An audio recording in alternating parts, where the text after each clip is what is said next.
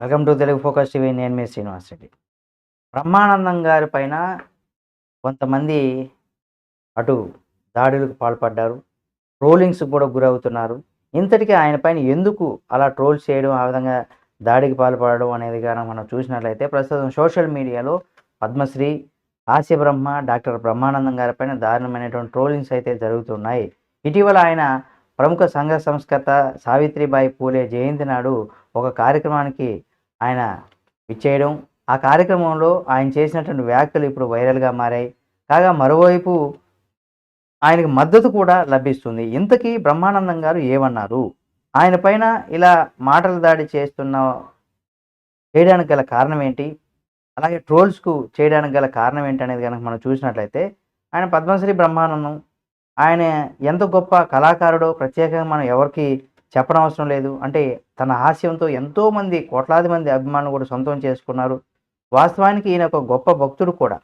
సాహిత్యం, పురాణాల పైన విశేషమైనటువంటి పట్టు ఉన్నటువంటి వ్యక్తి. ఇటీవల జరిగినటువంటి ఒక కార్యక్రమంలో ఆయన మాట్లాడుతూ కూడా వేదాలు, మనుచరిత్ర వంటి ప్రాచీన గ్రంథాలకు సంబంధించి మహిళలు మహిళల పైన అణచివేత పైన కూలంకుషంగా ఆయన వివరించారు. అలాగే గురజాడ అప్పారావు రాసినటువంటి కన్యాశుల్కం కావచ్చు, పొత్తడి బొమ్మ పూర్ణమ్మ వంటి సాహిత్య విమర్శలు కూడా ప్రస్తావించారు.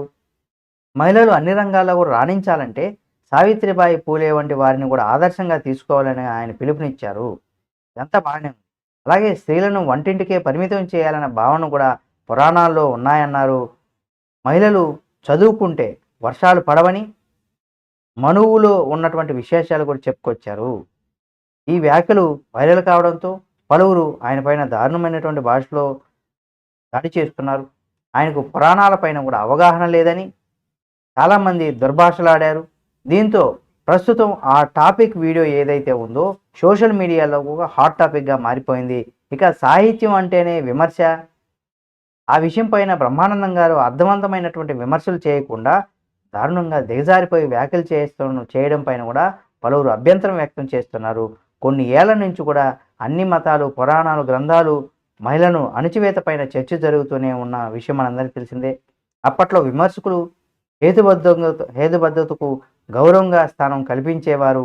మానవులు ఆధునికతకు అయినా కానీ అధునాతనమైనటువంటి టెక్నాలజీతో ముందుకు వెళ్తున్నా కానీ తర్వాత అనాగరికత భాష మాట్లాడడం కొంత ఆందోళన కలిగిస్తుందంటూ కూడా చెప్పుకొస్తున్నారు. ఇప్పుడు ఈ రకంగా బ్రహ్మానందం గారి పైన ఈ విధమైనటువంటి కామెంట్స్, ఆయన చేసినటువంటి కామెంట్స్కు ఎదురు మాటలు, దాడులతో, ట్రోలింగ్స్తో బాగా గురవుతున్నారని చెప్పుకోవచ్చు. కాబట్టి బ్రహ్మానందం గారు చేసినటువంటి వ్యాఖ్యల పైన మీరు కూడా మీ యొక్క అభిప్రాయాన్ని కామెంట్ రూపంలో తెలియజేయండి. మరిన్ని వీడియోల కోసం మన Telugu focus TV channel subscribe చేసుకొని పక్కనే ఉన్న బెల్ బటన్ నొక్కడం మాత్రం మర్చిపోకండి.